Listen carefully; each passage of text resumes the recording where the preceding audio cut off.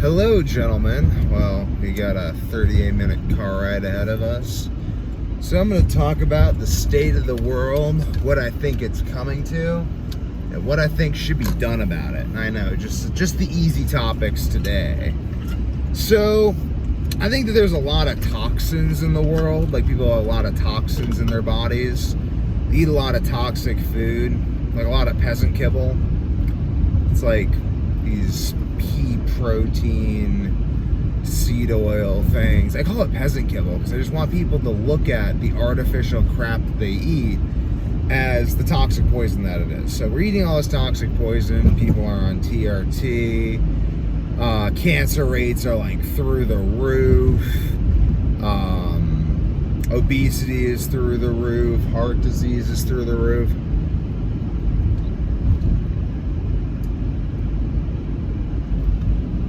God damn. Gotta be careful. Sometimes I'll hit my teeth with the water bottle. And I really don't want to crack my teeth. But my teeth have stayed strong thus far, so keep eating lots of meat. I think meat is really big behind teeth. But like, I'm driving through Newburyport right now. I'll just start with where I am. I'm driving through Newburyport right now, and I'm looking around, and the houses are really big and beautiful, but like, everyone in these houses, this is the thing that I understand.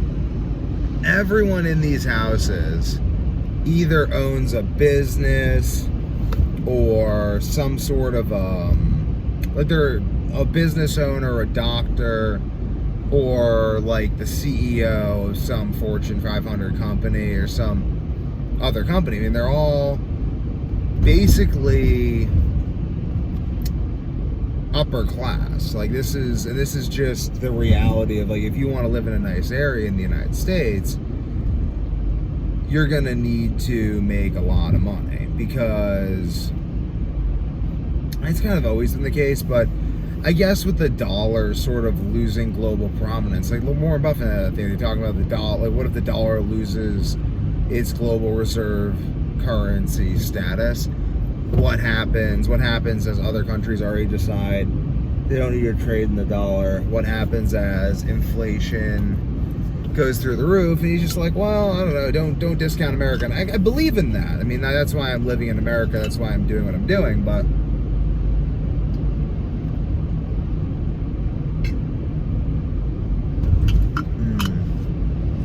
I don't think it's as simple as don't discount America. I think there are real problems at play. I think fiat currency has a lot to do with it, because once you own assets, you can leverage assets against assets to get the fiat currency money, and then you can basically have other people pay off the debt by living in the houses and paying off the rent. There's other ways to do it, like rich dad, poor dad, where you actually like buy the house and then you sell it to someone and you loan the money to buy the house at the same time. You're just like, if they default, you just kick them out of the house and then you just do it again. It's like, it's a good strategy. I mean, it's a very good strategy for making money. Like, this is a very effective way to make more fiat currency, because basically fiat currency is simply your ability to pay on the interest of your debt. And if you can pay on the interest of your debt while the asset that you purchased the debt with increases in value, because again, the global economy is increasing and people are moving to the United States, as long as that continues happening, you can continue to profit. But like, I want to look into the Russian ruble and what the Russian ruble is backed in, because I think that wherever the currency is backed in actual physical silver or something, that is a real place to look for stores of value. I think Bitcoin is even something to look into, because I just see it as unsustainable. I don't think, and he'll keep on moving from the rest of the world to the United States. I'm just kind of paranoid of cracking a tooth, because I literally like cracked my friend's tooth body boxing. It's whatever, I don't know, gotta just have faith in God. I do think cracked teeth can repair, because your teeth are kind of like either mineralizing or demineralizing, so something to keep in mind, but also keep in mind, just be careful with your teeth. I haven't met a water bottle. I'm just like, that's a hard bang. But whatever, whatever. Anxiety is as anxiety does, and you're always going to be anxious about something. Right now, I'm probably just anxious because I ain't eaten in like 24 hours. Hungry as heck. So I'm probably going to just plow down like 4 pounds of ribeye, and then to see how I feel. I might consume a bunch of raw honey and stuff after that, and then fast for like 48 hours, because that is a very effective way to feel good, fasting like that.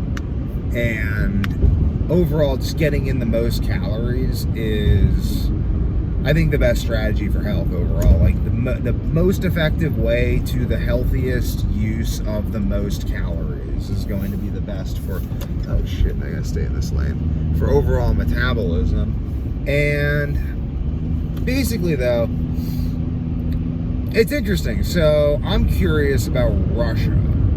Like, Russia is this other culture that's kind of like looming. It's like our double. It's like the double of the United States. Because Russia is also the child of Rome, and like Rome and Byzantium. And the United States is the child of Rome and Byzantium as well. Europe is kind of like its own thing. Like, Europe isn't really a superpower like it used to be. So it's really the United States, Russia, and then China. But China is comprised of, like, China is just so culturally different. Like, people could call this racist or whatever they want to call it, but China is comprised of a bunch of people that have never left China. Whereas Russia was colonized, I believe, by, I have to look into this more, but I believe Russia was colonized by the remnants of Byzantium, and the United States was colonized by the most ADHD of Europe. I said the best and brightest of Europe. So we have these two forces on either side of the globe. The United States is still attracting a lot of very intelligent Indians. I wonder who's moving to Russia. That's something that's to be very interested in. But you have these two cultural poles, and I don't know what's going to become of it. I don't know if, I don't know. I'm really interested in this because it could be a case of like Rome and Byzantium, where Russia is sort of like Byzantine Europe, and the United States is like a new Rome. Because Rome, Byzantium existed at the same time, and then Byzantium was like, we're actually the new Rome. I don't know. Is there, like, can there be more than one capital of innovation? Like, where is the crux of innovation? Where is Mount Olympus, I guess? I guess I'm still using a Mycenaean worldview, where I'm curious about where Mount Olympus is. Because, where is Mount Olympus? Where is Mount Olympus? Because I feel like there has to be one Mount Olympus. Because ultimately, there's going to be, like, because wherever that is, because the people like me, the people who drive culture, as egotistical as it sounds, but I believe, I'm literally just driving culture, making businesses. I'm freaking leading in wrestling and jiu-jitsu, and I've been just driving culture. There's plenty of other people out there, like, who like own jiu-jitsu gyms, owning businesses. You're driving culture. So the people who drive culture, and the most ADHD of us, the most high in trade openness, the most high IQ of us, seem to gravitate towards centers of intellect. And now I'm curious where the family-oriented intellectuals are going, because like Silicon Valley is not particularly family-oriented. Where are the family-oriented intellectuals going? Where are the most long-term viewing, Western-minded individuals going? I'm just not too super familiar with Russia. I haven't read the Brothers Karamazov. I'd love to educate myself on Russian novels, because I think that these sorts of forces are what drive the world. Like I am very much a byproduct of New England. I've realized this, because my consciousness is not something that could just come about in any part of the world. It takes a very specific combination of forces to produce Devin Young. It takes a combination of like genetic, like people are very, very unique, and this uniqueness cannot be overstated.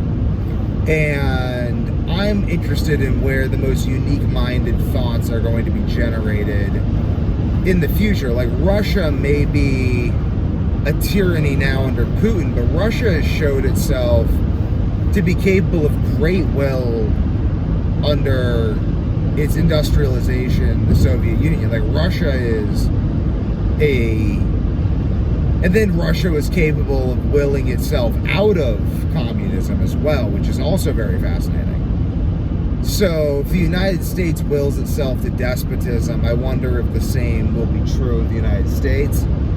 That could be true. The United States could will itself through a despotic period in order to bring about, I don't know. I mean, that would be kind of depressing. If that's the case, then I would want my family to leave the United States and probably do business with the United States as a city-state nation, owning and managing a bunch of islands and industries that necessarily rely on complex networks of global trade and freedom and free exchange of ideas.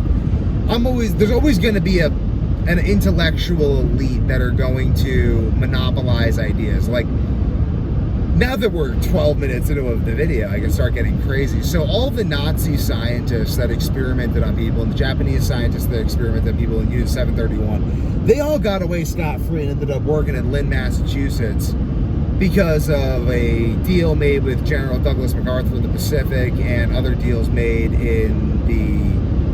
on the German front.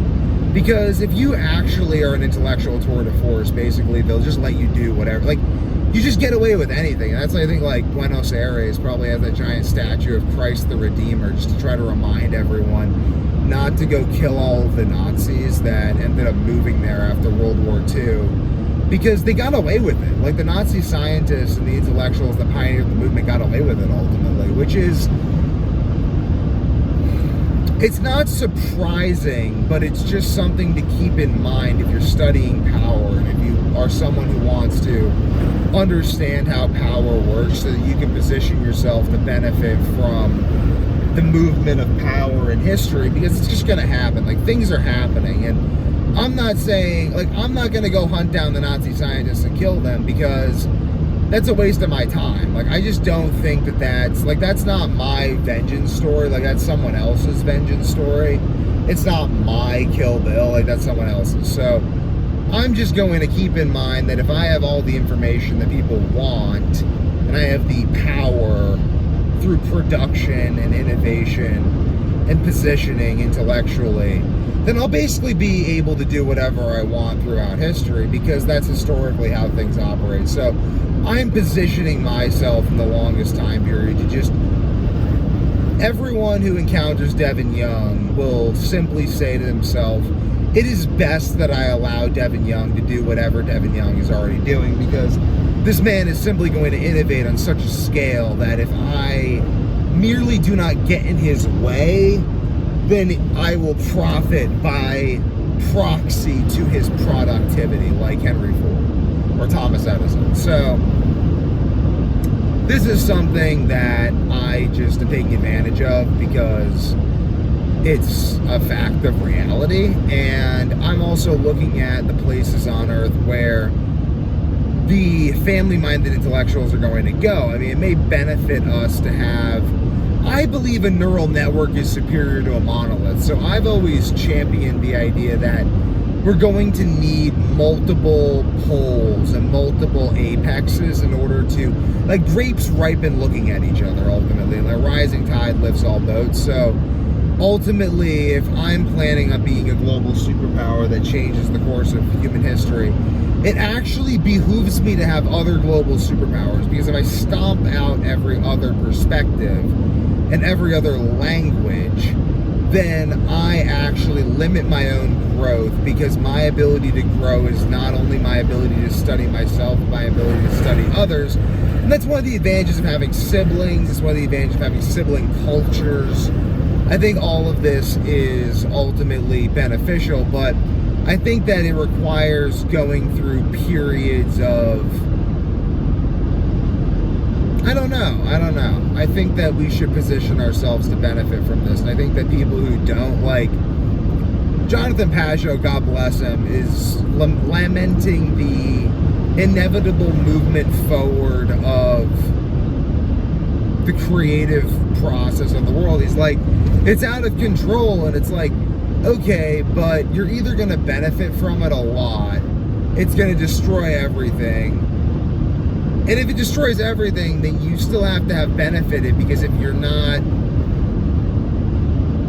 like, the places that suffered the most were the places that were the most divorced from the benefit of these things. Like, if you're some provincial town on the outskirts of Rome, then you're just going to get wiped out. But if you're Rome itself, then you actually have the power to maneuver. So I think that it ultimately benefits us to just continue driving technological progress and positioning ourselves to benefit from this. Because if you're basically like, oh no, everything keeps moving forward, the industries I'm in are becoming obsolete, blah blah blah blah, poor me, it's just stupid, because it's gonna happen anyway. So why aren't you just noticing that and then saying, given that there's this giant unstoppable force that's going to cause this, why don't I say what necessity will come about as a result of this? Like, okay, like, let's say everyone's gonna lose their homes. Okay, so then sell tents. Like, start making tents. Just like whatever, man. It's like Noah. Like, Noah was like, it's like, oh my God, there's gonna be this flood. It's gonna kill everyone. Then make a fucking boat. What are you whining about? It's really stupid. Like, make a boat. Just make a boat. Go where it's not flooded. Well, if everywhere's flooded, well, then just be in a boat. I don't know. A lot of this seems to me like excuses. And I think that excuses don't really produce results. I think that having a highly informed process produces results. And I think that there's always some part of the world that's going to be focused on a highly productive process, because that's just how the world seems to me.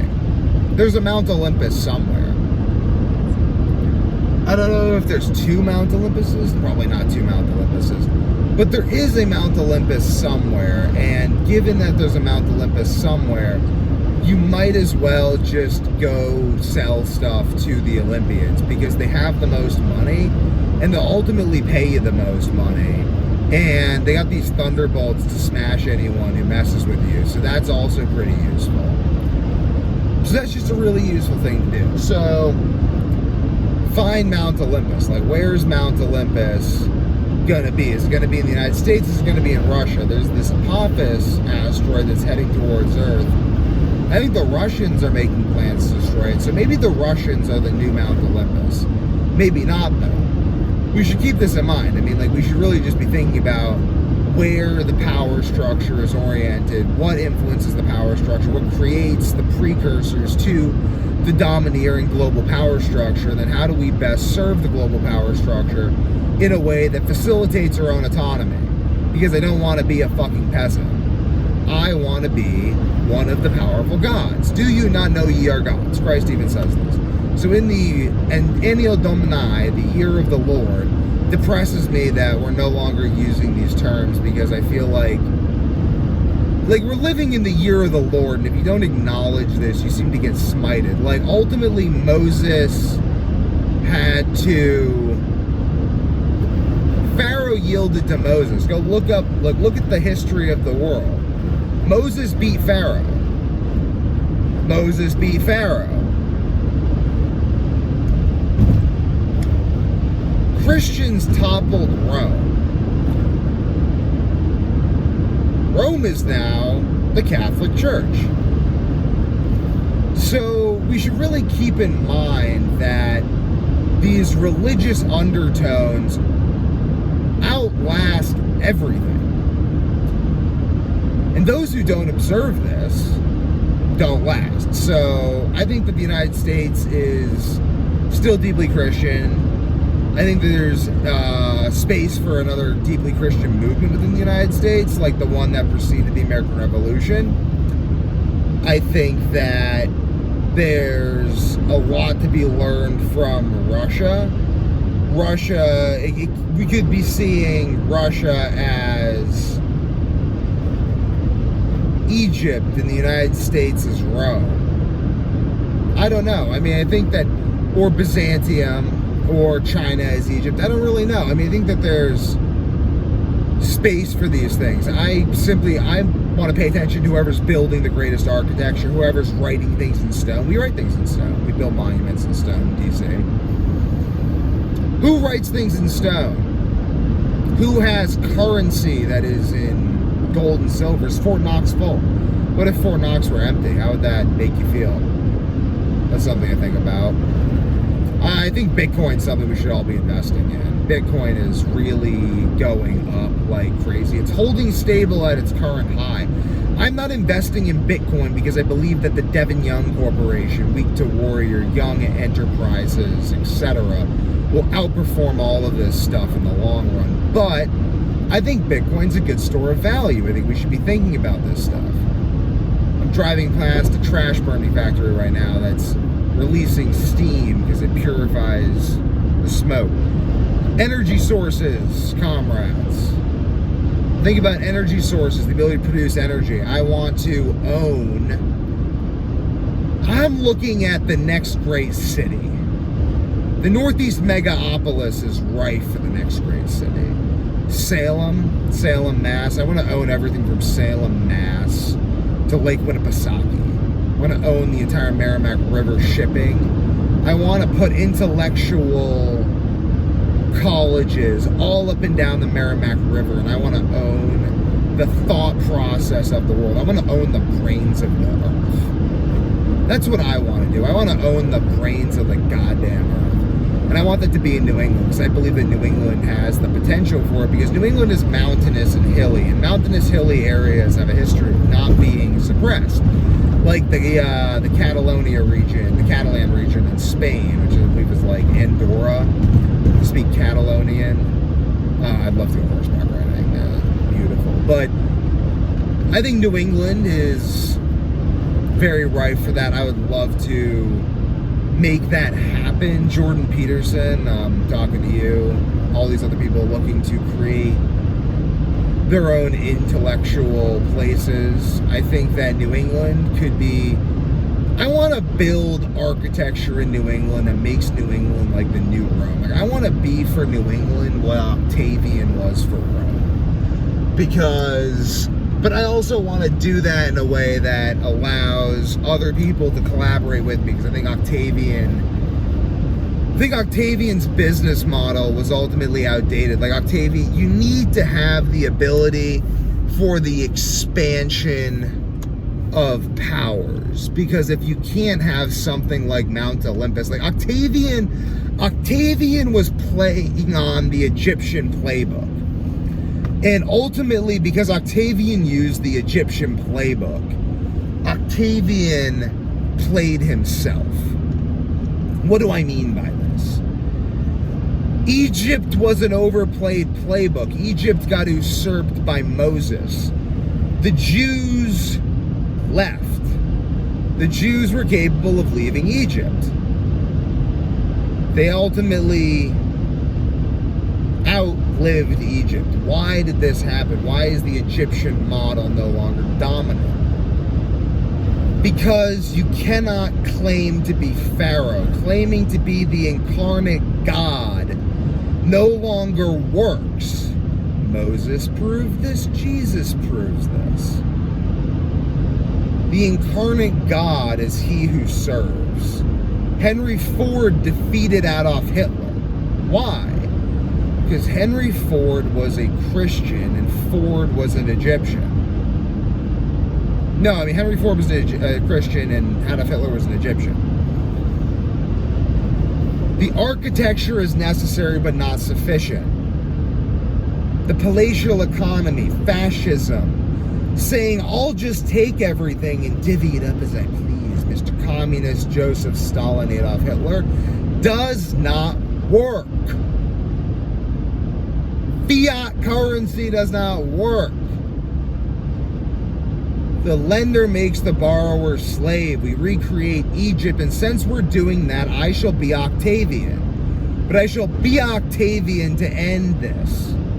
At least symbolically, maybe. I don't know. I mean, unless someone else comes in and takes it off my plate, 'cause it's a lot of effing work and I got other shit to do. I want to focus on developing the intellectual understanding of the human body to a level of mathematical perfection, so that when I publish the theorems of the human body, everyone suddenly looks at those theorems and goes, holy shit, this changes everything. The global economy immediately shifts to favor the cities that I have made.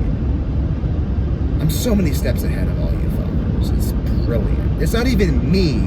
I just put myself into the stream of consciousness by consuming all of the greatest works of history and seeing the inevitable result of human creativity. It's fucking brilliant. That's why I'm interested in where New Rome is, because that's where Olympus is, which is where all of the Olympians gather to discuss their great Olympic ideas that form the world. Think, people. The Mycenaeans, who were consuming all of the mushrooms, which is what Mycenaean means, like mushroom eater, funny enough, understood this very well. And they dominated. They just crushed Troy.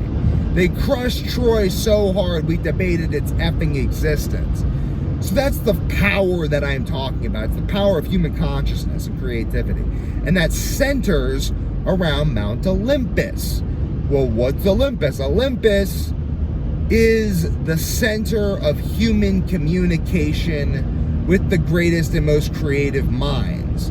It is where the books are read and the discussions of those books gathered. It is where free thought is permitted, which is why the First Amendment is so important.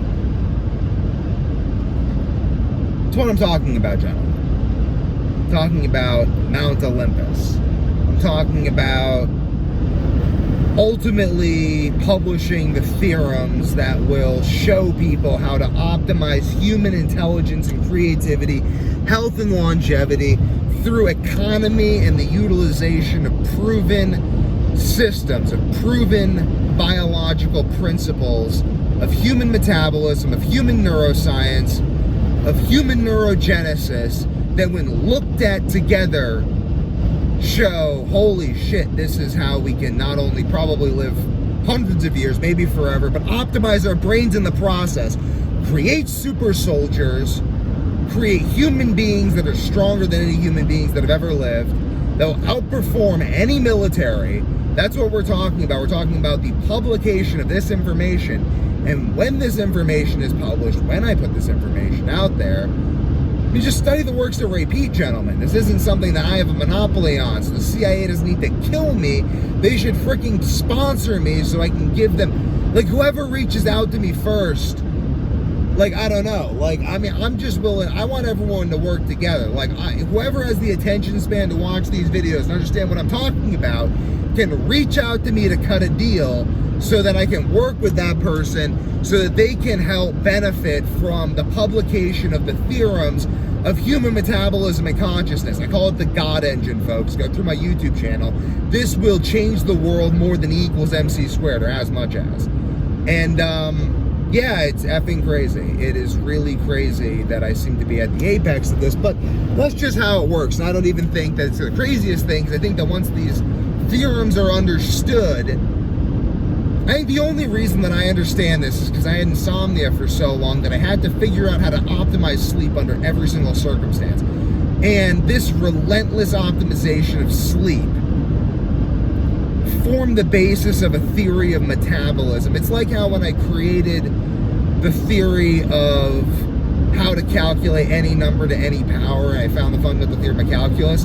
When I created the metabolic theory of sleep, I created the God engine. Because I ultimately formulated at the same time the theory of why this theory has not been created, which is an economic theory of intellectual magnitude. It's a theory of why these theories have not been put together. I mean, all this information that I had that I put together into this theory of sleep and brain science and metabolism and endocrinology, that Matthew Walker or Christopher Walker also did a lot of this work with his research on hormones. Like, just look into this stuff, like how he talks about restarting hormones. I've merely developed this further. I haven't mathematically described it yet, but I intend to, and I'd love to work together with some people. But as soon as I mathematically describe this, as soon as this stuff becomes mathematically described, I think I'm going to be the person to do it. Though I don't know. I don't really care if I am or not, because I've already set up everything so that I will benefit from this. I mean, hopefully. I don't know. This is bigger than me. This is very big. But like, as soon as, like think about this, people who are watching this. If you're watching this, you have the attention span to understand this. We have not described biology mathematically yet, because we do not understand that biology is rooted in metabolism.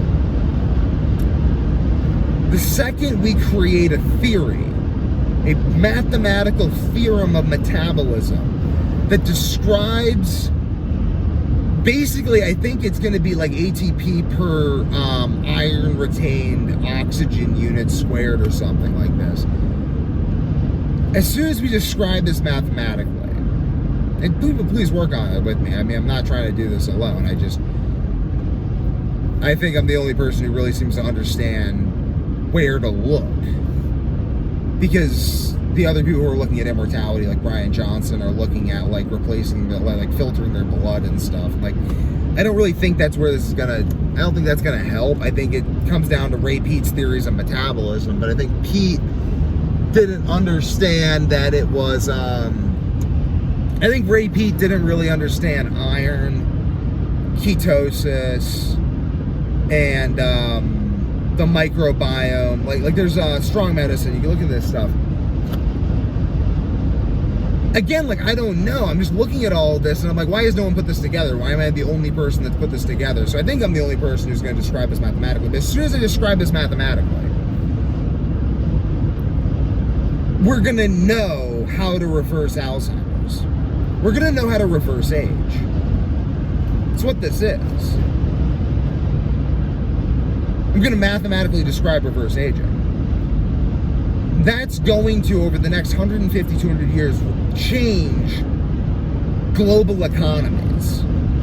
I'm setting up my bloodline to benefit from this massive shift of global economies so that I can basically found the new row. Because I just thought about this a lot, and I figured, like, why the hell not? Because it's a really inspiring vision, and like, I got these health problems, and if I can't recruit a lot of people to figure out how to mathematically describe the theory of metabolism and reverse aging, I could end up dying really shittily, and I just don't want that. Like, I refuse to allow that to happen.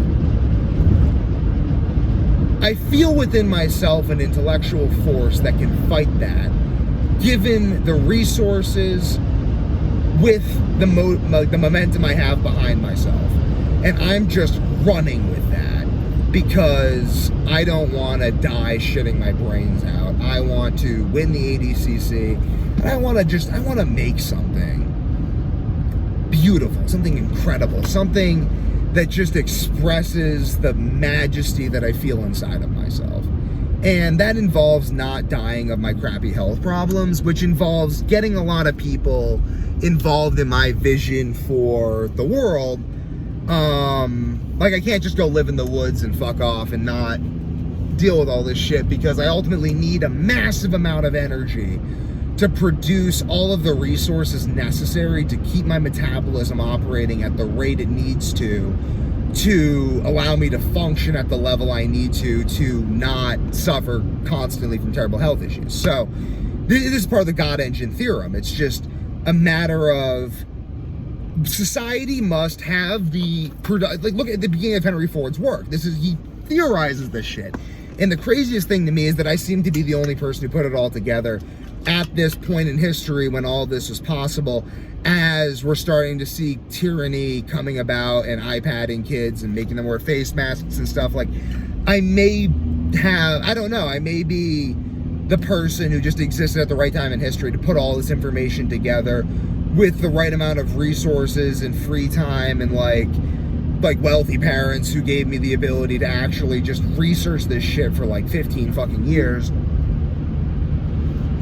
so that I can live and not die. God bless them. So basically, the God engine theorem, at least simply explained, is that there needs to be enough wealth to allow for someone to have the free time to basically spend 15 years analyzing all the available health data, and as it regards the fundamental units of metabolism, which I think it roots to sleep for reasons discussed in Strong Medicine. So I basically think I'm the only person who didn't kill himself from the insomnia that was bad enough to force me to literally only research this.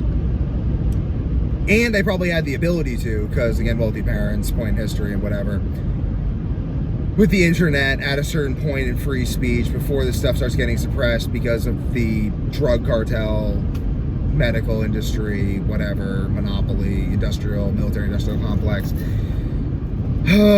filtering ideas and whatever. Like, this is a very specific thing where we have enough wealth that I can literally eat only ribeye and import food and vitamins from all over the world to keep my metabolism going, while benefiting from like Adderall as well. Like, Adderall benefits me to a large degree. I'm not just poo-pooing the medical industry.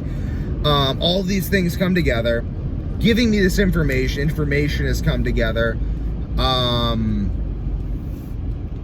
Ultimately, before human health deteriorates more, because a lot of people have deteriorating health. But anyway, it's not really about that. It's just more about the ability to produce the information that, when put together, shows a system for using the resources available in terms of like meat, food, chlorella, green tea, vitamins, information on fasting, water quality, the ability to drive to get spring water, information on the location of springs, all of this stuff, the free time and the internet, like all of this to come together for me to make this system and then put this information out there and develop this further. Like, it's either going to be me or someone else, but I think it might have to be me, because I think that these things come in waves, and if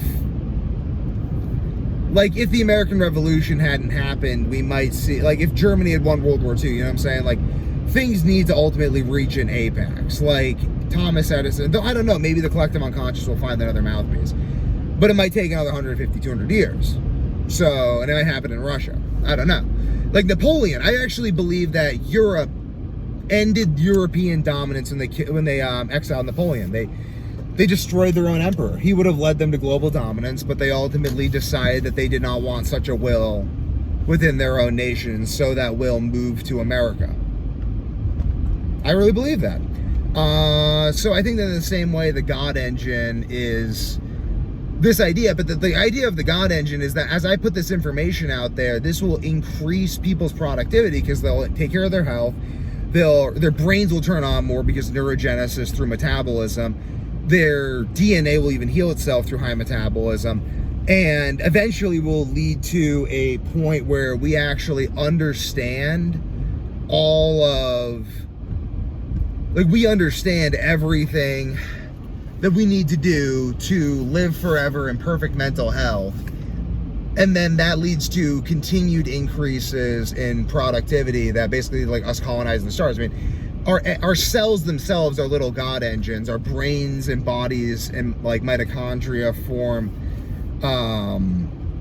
with the social networks that provide us with the ability to make use of the seasons to harvest food that our bodies break down. Like, it's this engine. It's an engine made in the image of God that runs on creativity and the human spirit and our ability to make something from the dirt of the earth.